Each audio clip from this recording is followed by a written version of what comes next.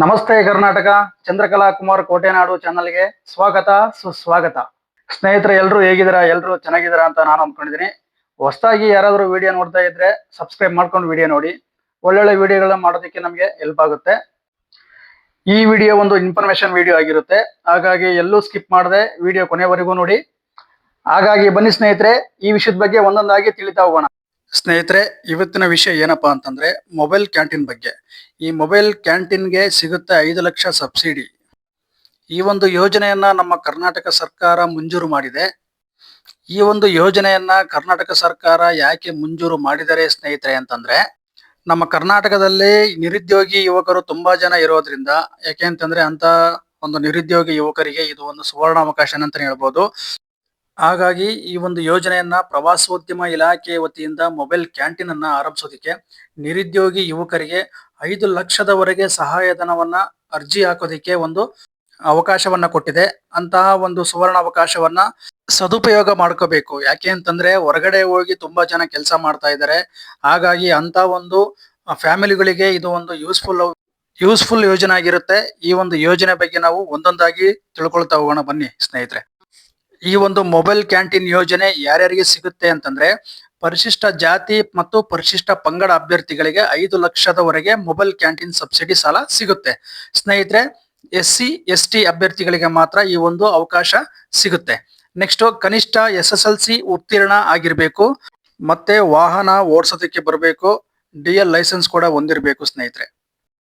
Next ನೋಡೋದಾದ್ರೆ, ಈ ಒಂದು ಮೊಬೈಲ್ ಕ್ಯಾಂಟೀನ್ ಸಾಲ ಸೌಲಭ್ಯದ ಯೋಜನೆಯನ್ನ ನಾವು ಎಲ್ಲೆಲ್ಲಿ ಹೋಗಿ ನಾವು ಇದನ್ನ ಕೇಳಬೇಕಾಗುತ್ತೆ, ಎಲ್ಲಿ ಸಂಪರ್ಕ ಮಾಡಬೇಕಾಗುತ್ತೆ ಅಂತಂದ್ರೆ, ಅರ್ಜಿ ಸಲ್ಲಿಕೆಗೆ ತಮ್ಮ ಜಿಲ್ಲೆಯ ಪ್ರವಾಸೋದ್ಯಮ ಇಲಾಖೆಯಲ್ಲಿ ಹೋಗಿ ನಾವು ಸಂಪರ್ಕ ಮಾಡಬೇಕು ಸ್ನೇಹಿತರೆ.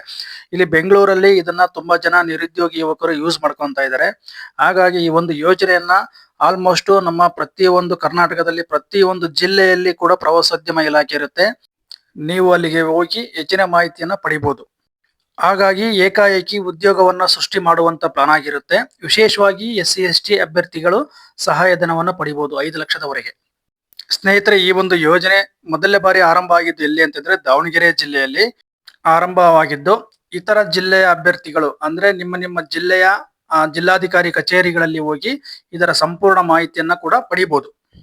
ನೆಕ್ಸ್ಟ್ ನೋಡೋದಾದ್ರೆ ಸ್ನೇಹಿತರೆ, ಏನಪ್ಪಾ ಅಂತಂದ್ರೆ, ಈ ಒಂದು ಮೊಬೈಲ್ ಕ್ಯಾಂಟೀನ್ ಸಾಲವನ್ನ ಪಡಿಬೇಕು ಅಂತಂದ್ರೆ ಯೋಜನೆಗೆ ಅರ್ಜಿ ಸಲ್ಲಿಸಲು ಅಭ್ಯರ್ಥಿಯು ಕರ್ನಾಟಕದ ಕಾಯಂ ನಿವಾಸಿಯಾಗಿರ್ಬೇಕು, ಮತ್ತೆ SSLC ಪಾಸ್ ಆಗಿರ್ಬೇಕು, ಜೊತೆಗೆ ಲಘು ವಾಹನ ಚಾಲನಾ ಪರವಾನಗಿಯನ್ನ ಪಡೆದಿರ್ಬೇಕು.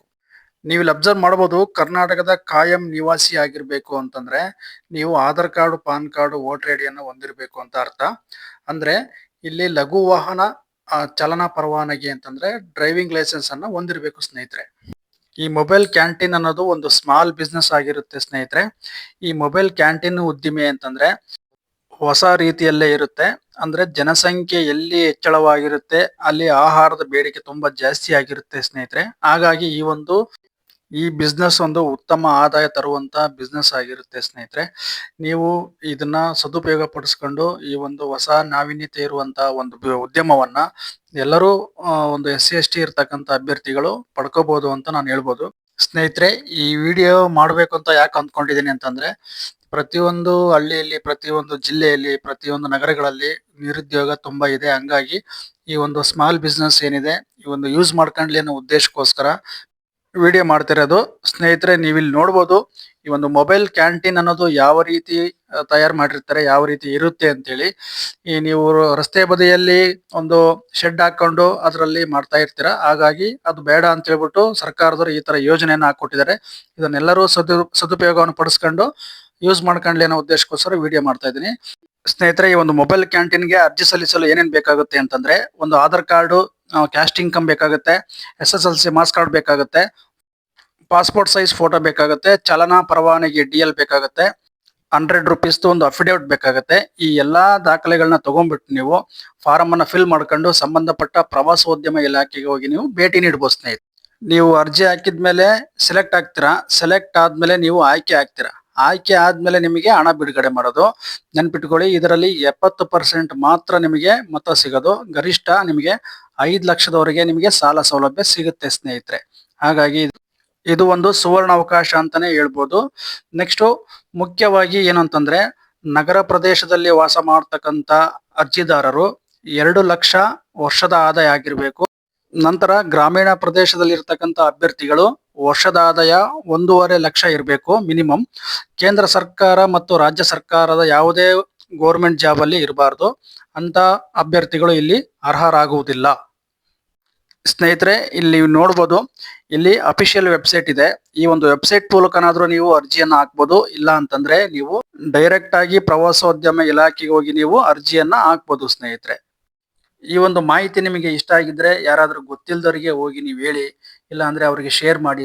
ಸ್ನೇಹಿತರೆ, ಈ ವಿಡಿಯೋ ನಿಮಗೆ ಇಷ್ಟ ಆಗಿದ್ರೆ ಫ್ರೆಂಡ್ಸ್ ಅಂಡ್ ಫ್ಯಾಮಿಲಿಗೆ ಶೇರ್ ಮಾಡಿ, ಸಬ್ಸ್ಕ್ರೈಬ್ ಮಾಡಿ, ಲೈಕ್ ಮಾಡಿ ಅಂಡ್ ಕಮೆಂಟ್ ಮಾಡಿ. ಇದೇ ರೀತಿ ಮತ್ತೆ ಸಿಗೋಣ ಒಂದು ಯೂಸ್ಫುಲ್ ವಿಡಿಯೋ ಜೊತೆಗೆ. ನಮಸ್ತೆ.